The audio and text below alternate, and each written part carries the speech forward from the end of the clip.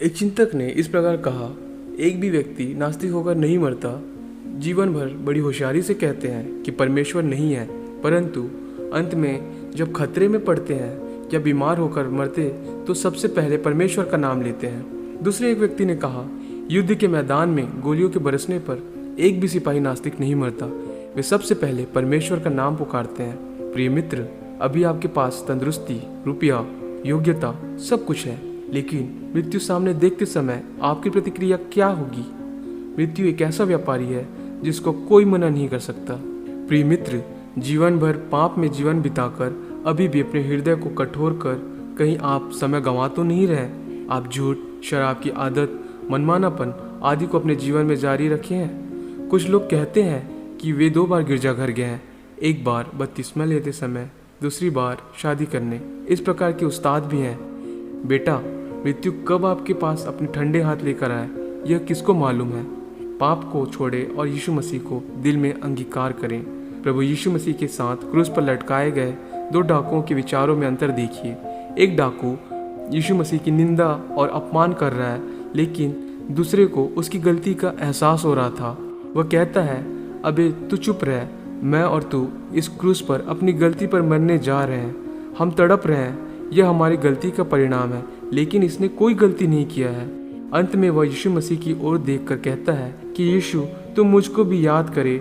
यीशु मसीह भी उसको देखता है। उन शब्दों में हमें उसका पश्चाताप, विश्वास, भरोसा देखने को मिलता है। प्रभु, मेरा जीवन यहाँ समाप्त होने जा रहा है, कुछ भी शाश्वत नहीं है। तू अपने राज्य में आए तो मुझे ना भूलना। जिस प्रकार एक मित्र से कहते हैं, ठीक वैसे ही यीशु से कहे, प्रभु, मैं शराबी हूँ, पत्नी को मारने वाला हूँ, मैं विश्वास योग्य नहीं रहा हूँ। प्रभु, मेरा क्रोध, बैर भाव, अपने बच्चों के साथ प्रेम रहित व्यवहार, मेरे पाप स्वभाव को बदलने में मदद कर, मुझको छुड़ा ले। इस प्रकार दिल की गहराई से कहना ही पश्चाताप है। कलवरी की ओर देखिए 3 क्रूस दिख रहा है, बीच में यीशु और दाएं बाएं में 2 डाकू लोग। क्रूस के नीचे यीशु की माँ मरियम खड़ी है। यीशु मसीह के शिष्य व सिपाही लोग भी वहाँ हैं। अन्य अनेक लोग खड़े हैं, पास और दूर, कुछ यहाँ और कुछ वहाँ खड़े हैं।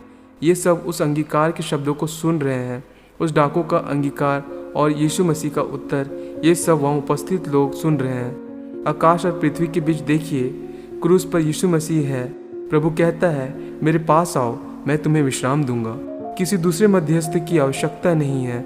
सो जब हमारा ऐसा बड़ा महायाजक जो स्वर्गों से होकर गया है, अर्थात परमेश्वर का पुत्र यीशु, तो आओ हम अपने अंगीकार को दृढ़ता से थामे रहें, क्योंकि हमारा ऐसा महायाजक नहीं जो हमारी निर्बलताओं में हमारे साथ दुखी ना हो सके, वरन वह सब बातों में हमारी नाई परखा तो गया तो अभी निष्पाप निकला।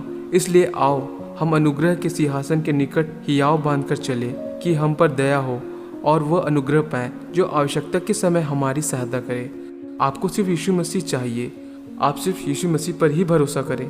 कुछ लोग कहते हैं, अरे क्या जाने स्वर्ग कौन कौन जाएंगे, जब उधर पहुंचेंगे तो पता चलेगा। लेकिन प्रभु यीशु मसीह बताते हैं, तुम परमेश्वर का वचन न जानने पर भूल में पड़े हो।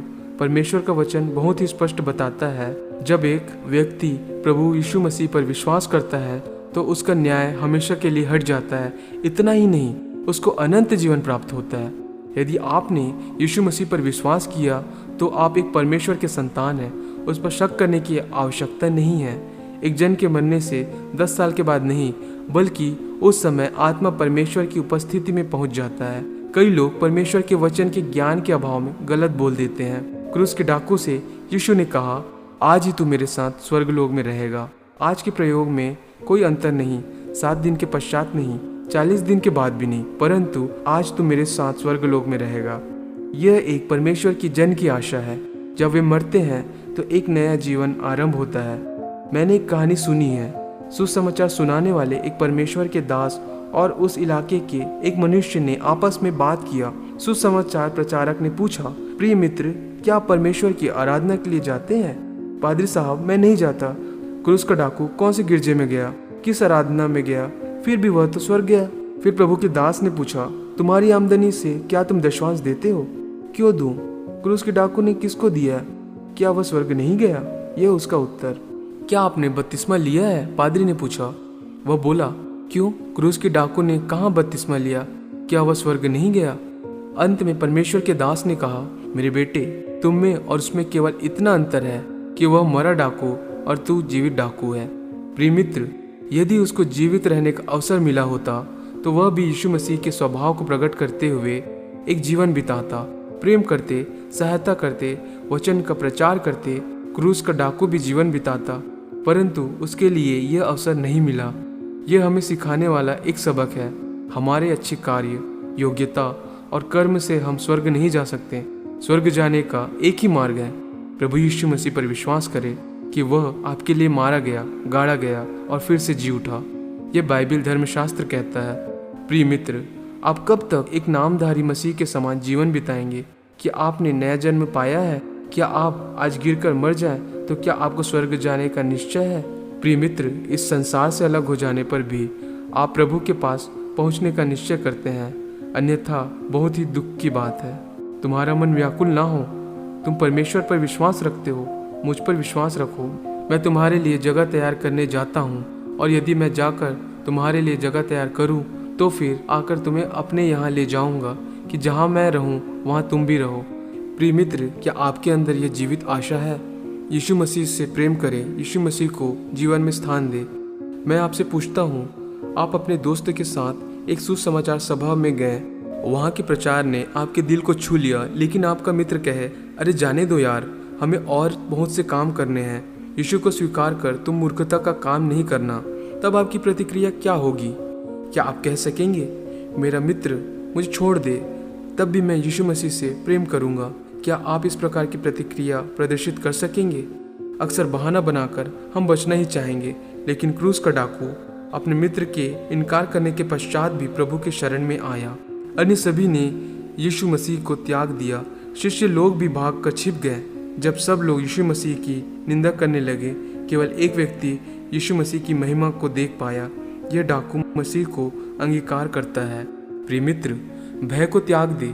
क्या आप यह सोचकर पीछे हट रहे हैं कि अन्य लोग क्या बोलेंगे? याद करें, ब्रह्मांड का मालिक आपके साथ है। उसने आपके हाथ को थामा है।